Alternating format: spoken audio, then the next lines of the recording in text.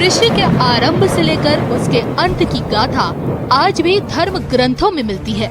समय को बांध पाना असंभव है। इस कारण प्रत्येक युग अपने साथ कई परिवर्तन लेकर आया। हर युग में जब जब पाप चरम पर पहुंचा, ईश्वर अपने एक नए रूप में इस धरा पर अवतरित हुए। हर युग में अन्याय के साम्राज्य का अंत हुआ। हर युग में पुनः धर्म की स्थापना हुई और अब समय है कलयुग के अंत और भगवान कल्कि के आने का।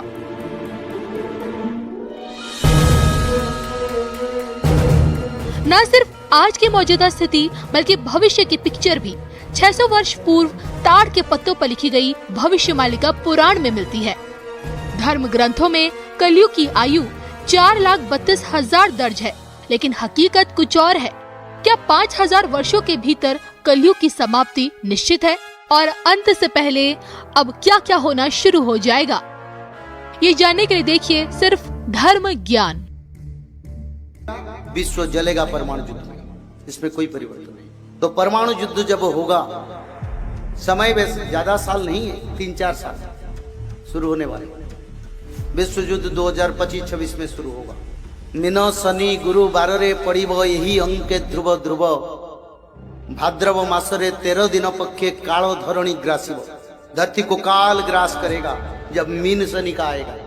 बार बार सूर्य दिखाई नहीं देंगे, अंधेरा छा जाएगा धरती पर। दिन में कोहरा, रात में कोहरा, सारे दुनिया अंधेरा दिखाई देगा। इससे समय आ रहा है। 15 दिन अंधेरा तो 15 दिन उजाला, इससे समय आ रहा है। 2025-26 में मीन शनि का चलन हो रहा है। 2025 मार्च महीने शाम 5:30 पर 29 मिनट पर मीन राशि पर शनि का चलन हो रहा है। इसमें जल प्रलय, अग्नि प्रलय, आटमिक वार, प्लूटो, यूरेनस जैसे ग्रह धरती पर कोप दृष्टि, बाधक दृष्टि देख रहे हैं ताकि परमाणु युद्ध धरती पर संगठित हो। 100% होगा, उसमें कोई परिवर्तन। और परमाणु युद्ध का जो धमक दे रहे हैं, युद्ध बड़ा होगा। भारत के साथ युद्ध कैसे होगा? पहले पाकिस्तान भारत के ऊपर युद्ध थोपेगा, भारत नहीं करेगा। भारत तो शांति देश है, भारत तो पवित्र आर्यावर्त, दुनिया को अगर ज्ञान देने वाले कोई देश है तो हमारी भारत। तो भारत आगे युद्ध नहीं करेगा। पहले असुरों ने युद्ध करेंगे भारत की, और युद्ध करके घोर समर यानी बड़ा युद्ध, विनाशक युद्ध करेंगे। भारत में पहले मिसाइल अटैक कौन सा स्थान पर होगा, अच्युतानंद ने लिखे, पर मैं बताता नहीं क्योंकि वो बताने से लोग डरेंगे। मिसाइल गिरेगा भारत की बड़े बड़े स्थान पर लिखा है, तो युद्ध बढ़ेगा। पहले पाकिस्तान युद्ध करने के बाद फिर क्या होगा? यही भारत संगे पाकिस्तान टी लड़ीब रंगे घोर समर करीब बेगे, घोर समर महाविनाश युद्ध करेगा। और जब पाकिस्तान युद्ध करेगा तब चाइना, अरुणाचल प्रदेश और कोलकाता की तरफ से युद्ध भारत की ओर करेगा। पुणी जे चाइनीज सैन्य और चाइना लोग भारत के ऊपर युद्ध अपनी तरफ से शुरू कर। एक साथ पाकिस्तान और चाइना के साथ भारत अकेला लड़े। सबसे बड़ी शक्तिशाली देश में भारत, चाइना है, और पाकिस्तान का सैन्य बल भी करीब 14 लाख है, परमाणु शक्ति संपन्न भी है। और एक साथ दोनों तरफ से युद्ध होगा, चाइना और पाकिस्तान दोनों तरफ से। फिर क्या होगा ना, पुणिजे तुर्की सैन्य, फिर तुर्की अपना सारे सैन्य को लेके आके पाकिस्तान की सीमा में एकत्रित हो। पुणिजे तुर्की सैन्य, तुर्की ईरान सर्वे मिलना, तुर्की के साथ ईरान मिलेगा, उनका सारे सैन्य लेके आएगा भारत की ये तरफ से युद्ध करने। तुर्की, ईरान, चाइना, पाकिस्तान जैसे सप्तरथी अभिमन्यु को चतुर्पार्श्व से घेर गए, ऐसे भारत की विरुद्ध में श्रीलंका, नेपाल, म्यांमार और तुर्की, चाइना, ईरान ऐसे 7 कंट्री भारत को चतुर्पार्श्व से घेर के युद्ध करे। और उसी समय अमेरिका अपना सारे अस्त्र शस्त्र, फाइटर जेट, मिसाइल पाकिस्तान को देगा। और नाटो मेंट की देश इंग्लैंड भी देगा, ब्रिटिश, और अफ्रीका भी भारत की विरुद्ध में लड़ाई में खड़ा होगा। चतुर्पार्श्व से भारत को घेर जाएंगे। ऐसा युद्ध होगा, अच्युतानंद ने लिखे। पूर्व पश्चिम रंग वर्ण है, गिरी माला चमकिब, लोहा खंडा मानो भारते बुलिब, रसिया शासन है। अच्युतानंद ने लिखी। जब रसिया का सृष्टि नहीं हुआ, 600 साल पहले कोई मीडिया था, कुछ था, तो अच्युतानंद ने पहले लिखे चाइना देश बनेगा, भारत से अलग होके पाकिस्तान देश बनेगा, भारत के अलग होके बांग्लादेश बनेगा। सब अच्युतानंद ने लिखे। उनका वाणी में कहीं परिवर्तन नहीं होगा। उद्धार के लिए अभी भी समय है, समय को विनियोग करो। युद्ध के लिए रेडी है। अच्युतानंद ने तो यही लिखे, ओळिये युद्धटी है वो आदेश देवटी माधव। कौन आदेश देंगे? माधव। माधव कल की, जो कल की मानव शरीर में आएंगे वही माधव का निर्देश पर युद्ध होगा। और प्रभु ने युद्ध को रोक के रखे क्योंकि भक्तों का उद्धार, भक्तों का उद्धार नहीं हुआ है, इसी कारण युद्ध देरी हो रहा है, यानी देर हो रहा है। भारत में सांप्रदायिक हिंसा बढ़ेगा, अच्युतानंद ने लिख दिया। तो उसी समय क्या होगा ना, भारत को चतुर्पार्श्व से सब घेर जाएंगे तो भारत अकेला पड़ जाएगा। तो उसी समय अच्युतानंद ने लिखे हैं, यह देखी जे रुसिया असी भारत रे हुई बठिया, भारत समर क्षेत्र से एकुटिया, यानी अकेला रसिया हमारी मदद के लिए आएगा। सारे सैन्य, अर्थ, पैसा, भोजन सब लेके भारत लोगों को मदद करेगा रसिया। तो रसिया अकेला और भारत दोनों मिलके सारा विश्व में सभी देश के साथ लड़ाई। और उसी समय भगवान कल्कि का जोगमाया शक्ति से भक्तों लोगों को उद्धार करेंगे। युद्ध से पापियों का विनाश होगा, भक्तों का विनाश नहीं होगा।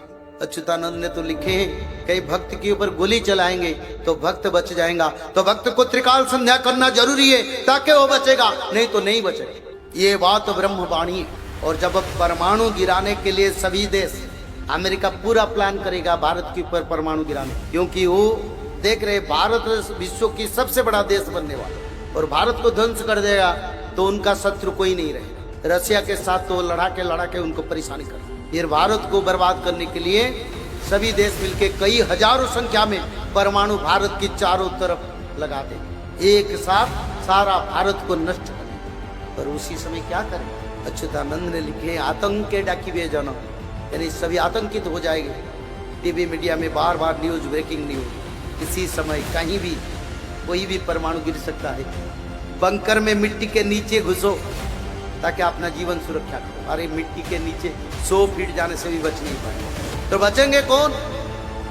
जो लोग त्रिकाल संध्या करें, माधव की शरण में जाएंगे, जो सुधर्मा संघ में भगवान के कार्य में लगेंगे, वही बचेंगे, उसका सिवा कोई नहीं।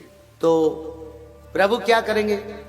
प्रभु अपना जोग माया शक्ति से परमाणु, जहां भक्त लोग होंगे, जहां मंडल होगा, वही पर परमाणु आएगा, प्रभु लेके कोई अलग देश में उसको गिरा देंगे और भक्त लोग उद्धार पहुंचे। पर जहां सब पापी है ना, वही जगह पर पड़ेगा।